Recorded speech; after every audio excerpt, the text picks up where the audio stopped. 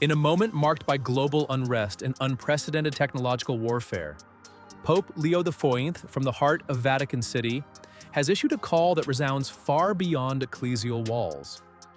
On June 18, 2025, during his general audience in St. Peter's Square, the Holy Father proclaimed, "We must not get used to war." With these words, he did not merely lament conflict. He offered a bold, moral indictment of modern violence, grounded in the Church's eternal teaching on human dignity and the sanctity of life. Pope Leo XIV's message did not emerge in a vacuum. It followed an escalation of conflicts in Ukraine, Gaza, Iran, and a newly ignited border skirmish between India and Pakistan. One day prior to his speech, Russia had launched a devastating missile and drone attack on Kyiv, killing 23 civilians and drawing international condemnation. At the same time, the death toll in Gaza exceeded 50,000. Civilians caught in the unrelenting war between Israel and Hamas.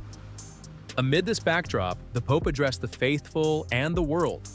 Standing beneath the colonnades of Bernini and beneath the weight of Catholic moral tradition, he declared, "The Church is heartbroken by the cry of pain that rises from places devastated by war." But beyond compassion, the Pope's address was a theological and philosophical treatise, brief yet rich in meaning. At the center of his thought lies a non-negotiable principle: the dignity of the human person. This doctrine, deeply rooted in the magisterium and scripture, informs his categorical rejection of war. "In the name of human dignity and international law," he said, "we must reject the temptation of powerful and sophisticated weapons." This phrase is especially poignant. It connects the moral teaching of the Church not only to abstract theological ideals, but also to the mechanisms of modern warfare, the science of destruction. His reference to weapons produced by modern science echoes the language of the Second Vatican Council, particularly Gaudium et Spes, which warned that technological progress without moral conscience leads to dehumanization. Pope Leo XIV warns that today's weapons, drones, missiles, AI-guided systems, do more than kill. They rob combatants of their humanity. By increasing the distance between the act of killing and the killer, modern warfare degrades the soul. He stated, "These weapons threaten to lead combatants to barbarities far worse than those of the past." This critique touches a nerve in the geopolitical sphere where the arms race is often justified as a matter of national defense or deterrence. The Pope does not naively ignore security concerns, but reframes them through the lens of moral clarity.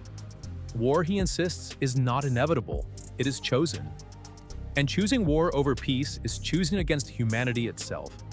His rhetoric is not unprecedented. He draws on a line of thought expressed by his predecessors. Pope Francis famously said, "War is always a defeat." Pope Pius XII insisted, "Nothing is lost with peace. Everything may be lost with war." By invoking these voices, Leo XIV aligns his message within a consistent Catholic tradition, one that sees the preservation of life and dignity as superior to any claim of geopolitical necessity. For Pope Leo XIV, peace is not merely the cessation of conflict. It is an active expression of the human person's inviolable worth. In his own words, peace is the positive manifestation of human dignity. It is not a passive state, but a moral and social order that respects the divine image in each individual. This view challenges common political assumptions that peace is a fragile truce or strategic pause. The Pope proposes instead a peace rooted in justice, truth, and solidarity. A peace that demands conversion of hearts, not just treaties on paper. He extends this challenge to world leaders. In an urgent appeal, he asks the powerful of the world to abandon Manichaean thinking, the division of the world into good and evil camps, a logic often used to justify wars of aggression. "Our neighbors are not primarily our enemies," he insists, "but our fellow human beings." This echoes the words of Christ, who taught love for enemies and the pursuit of peace even amid injustice. For Leo XIV, the gospel is not suspended during times of war. It becomes even more necessary. The Pope does not claim neutrality. He positions the Church as an active defender of human dignity, even when it risks political backlash or misunderstanding. He declared, "The Church can never excuse itself from speaking the truth about humanity and the world, even when it requires strong language that may at first seem controversial." This moral courage is not new. From condemning the Holocaust to opposing nuclear arms, the Church has a long history of speaking out, especially when the powerful prefer silence. Today, Pope Leo XIV follows this tradition with new urgency. As the first American pope, his words carry added weight in global diplomacy.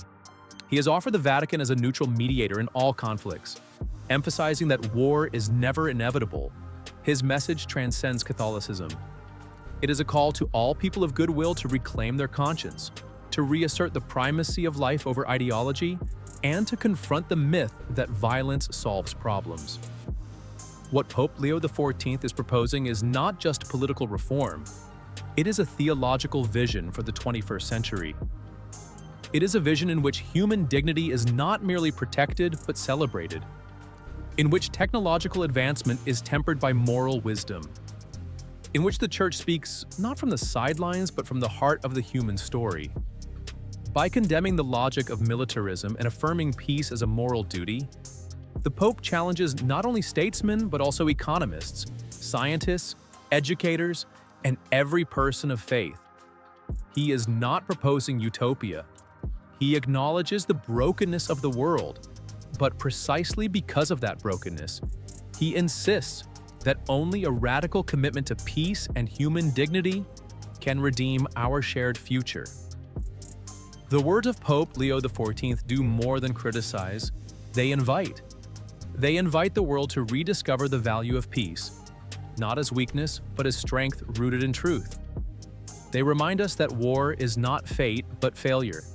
A failure of imagination, of politics, of spirit. As nations gather and decisions loom large, the Holy See's message remains firm. Choose life, choose dignity, choose peace. From St. Peter's Square to the corridors of power, let this voice echo. Never again war. Reflect on this message, share your thoughts in the comments, and join us in spreading a gospel vision of peace. Subscribe and stay with us as the Church continues to illuminate the path forward.